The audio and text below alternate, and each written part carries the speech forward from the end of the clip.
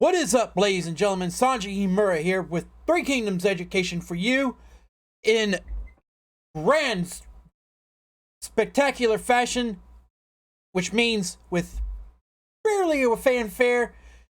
Koei Temco has announced through Weekly Famitsu magazine that they have announced Romance of the Three Kingdoms 14.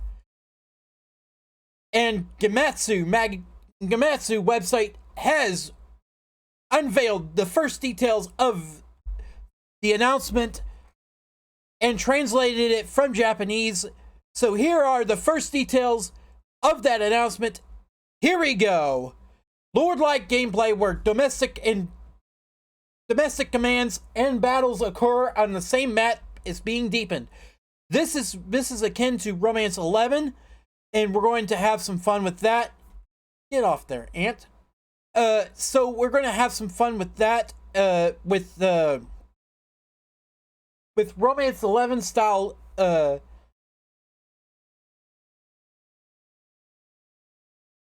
I don't want to necessarily say Battle Royale, but it's winner take all, basically. The game will progress by plotting, cycling through a strategy phase, in which you'll instruct your domestic and military commands, and advanced phase, in which those instructions will be put into effect. Okay, this would be, well, this would be, this right here, the strategy and advanced phase. I'm highlighting that for you. The strategy phase, in which you instruct your military and domestic commands, and the advanced phase, in which those instructions will be put into effect, is kind of new to the series. I like that I like that time would, if everything goes as I predict, time would stop to carry out your strategy phase, and time would go forward in your advanced phase. So those instructions can have time to take effect. So what we have here is, now keep in mind that Romance 11 is has 3 turns a month of 10 days. Excuse me, I'm coughing here. If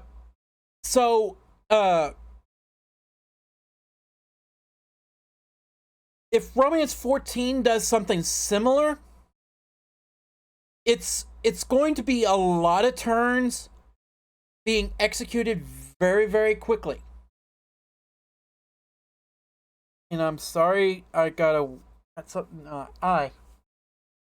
Okay. Next is the new element, Warfront.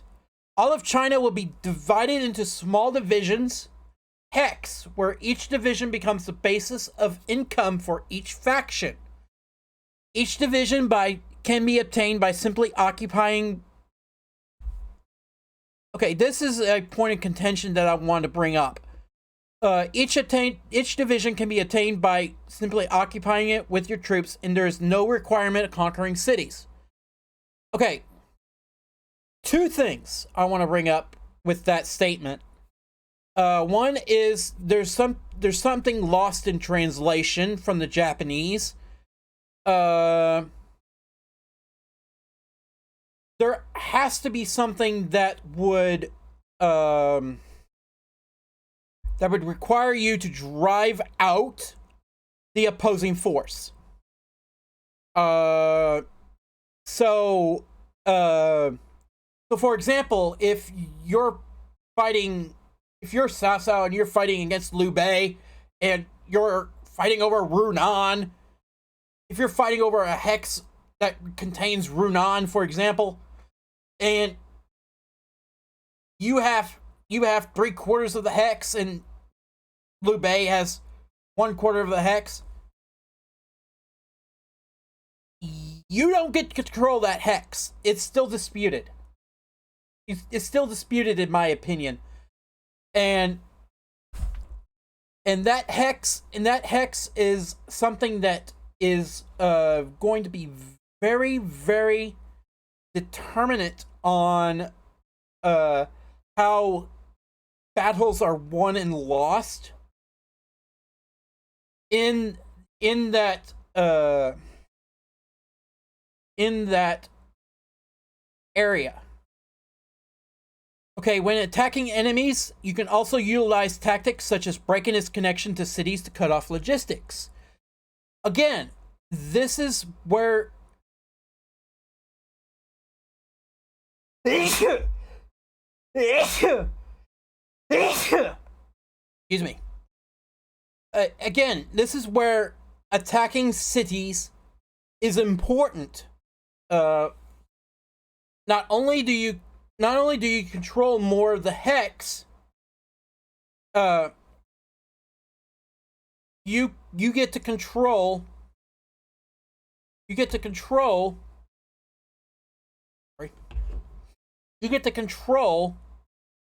the enemy supply lines.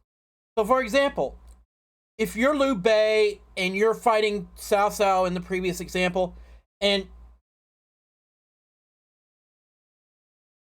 Cao Cao controls 3/4 of the hex, but Runan is free, and Runan is controlled by Cao Cao, and he has no men patrolling that Runan. Liu Bei goes up, takes Runan, and he breaks the supply lines.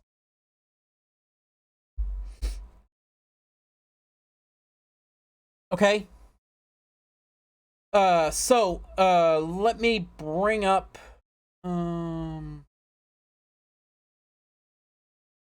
I am doing this in real time, folks, so X map.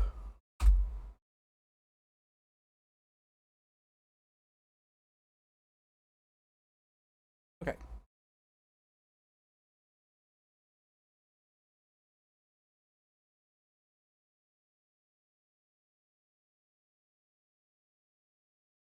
Okay. That sounds good. Okay.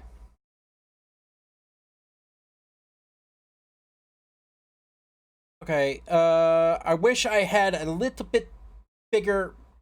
I wish I had a bigger map, but okay. So let's say that Cao Cao controls 3/4 of let me pick an area at random.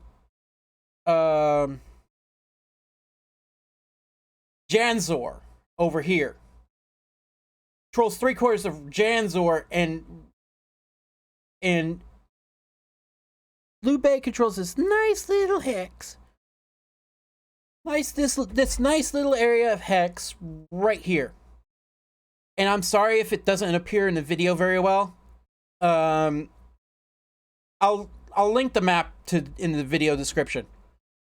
So, and he sees men Liu Bei sees men all the way around. Protecting his six from invasion from all of this, because it's controlled by other lords. But he leaves Janzor itself wide open. Actually, you know what? Let me give a better map. Okay. You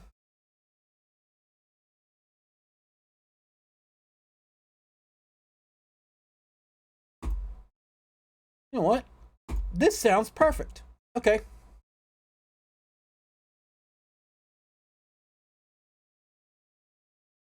All right.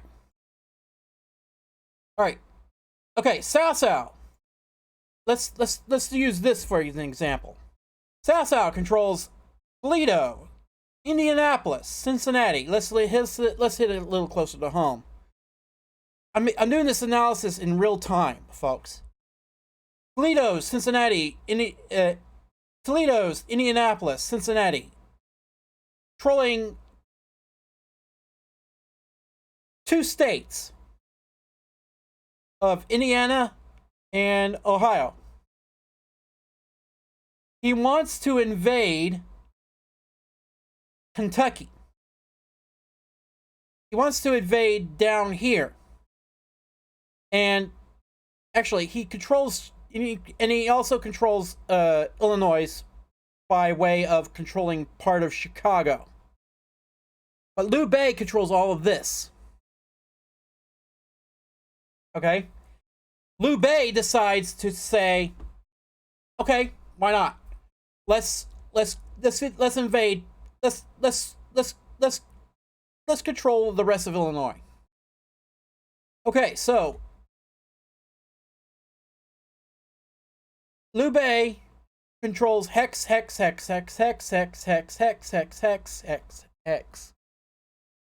All the hexes except for the stronghold of Chicago. All right?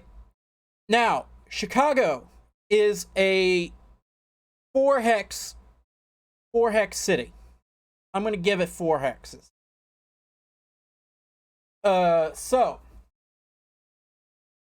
Chicago is 4 hexes, and the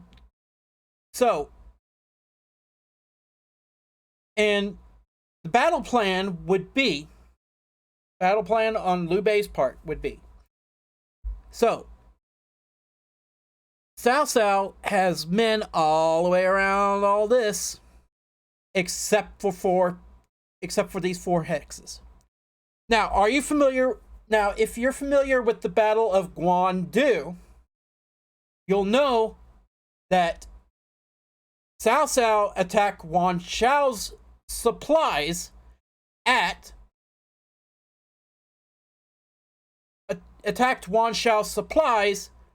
and eventually starved him into defeat. Okay? So, Liu Bei is going to attack Cao Cao at Chicago at these 4 hexes and starve him into defeat. Okay? Now, let's go back. Let's go back to the article. All right.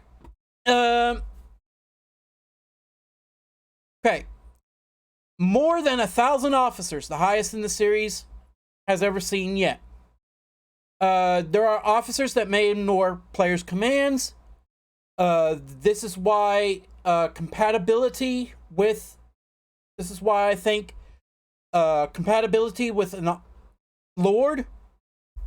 This is Officer Lord compatibility is going to be very, very important. There are active officers who will not only await a command but propose one of their own. This is why you have to be careful of spies. Of possible spies.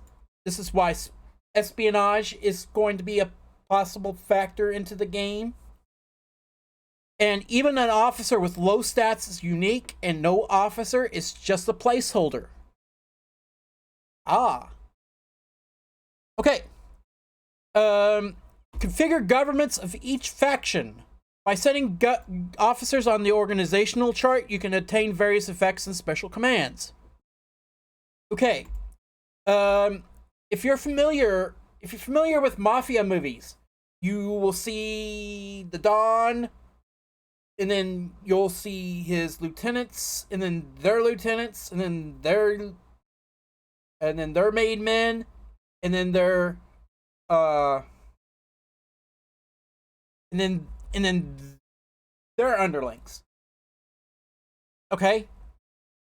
By placing by placing your officers along a similar chart, you can attain special abilities and special commands to branch out your kingdom. And the configuration of the organizational chart will change depending on the ideology of the ruler.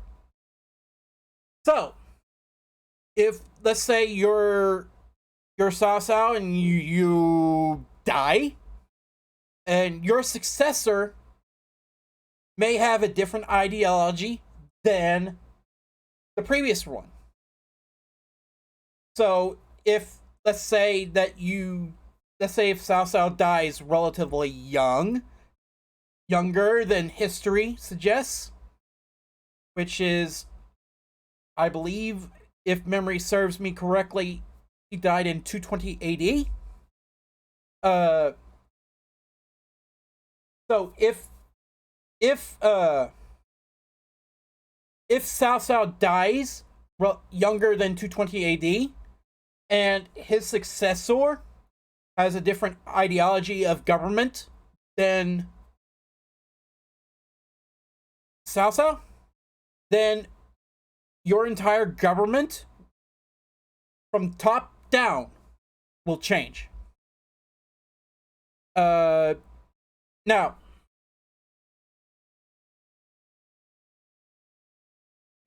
if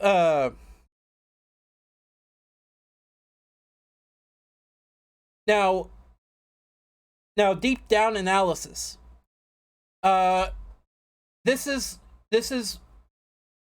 is what I personally believe Romance 11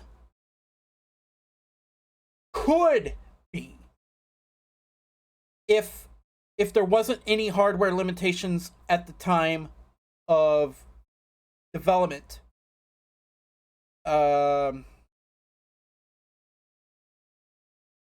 And obviously with the Warfront mechanic,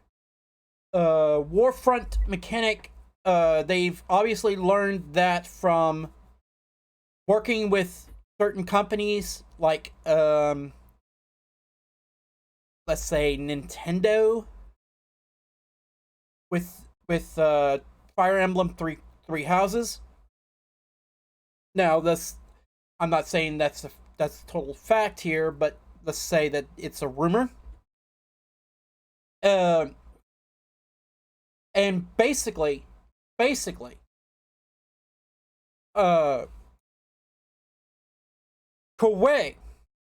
I personally believe, if done correctly,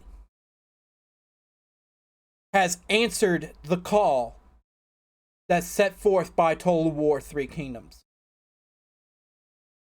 I personally believe that.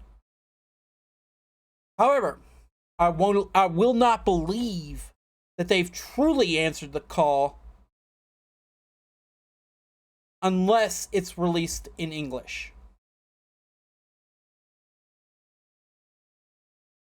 If they are afraid to fight Sega on releasing the game in English, just like they are afraid to release content of their past Three Kingdoms games in English, then we have a company who is afraid of their own shadow. We have a company that is afraid of their own legacy of Three Kingdoms. We have a company that is afraid of the legacy that they built upon the Three Kingdoms. Anyway, this is Sanji Himura. I'd like to thank you for watching this video. If you like it, give it a thumbs up. If you don't, you know what to do. And I will see you guys next time. For Three Kingdoms Education, please subscribe to Romance of the Three Kingdoms Video Game Society official YouTube channel, and I will see you guys next time.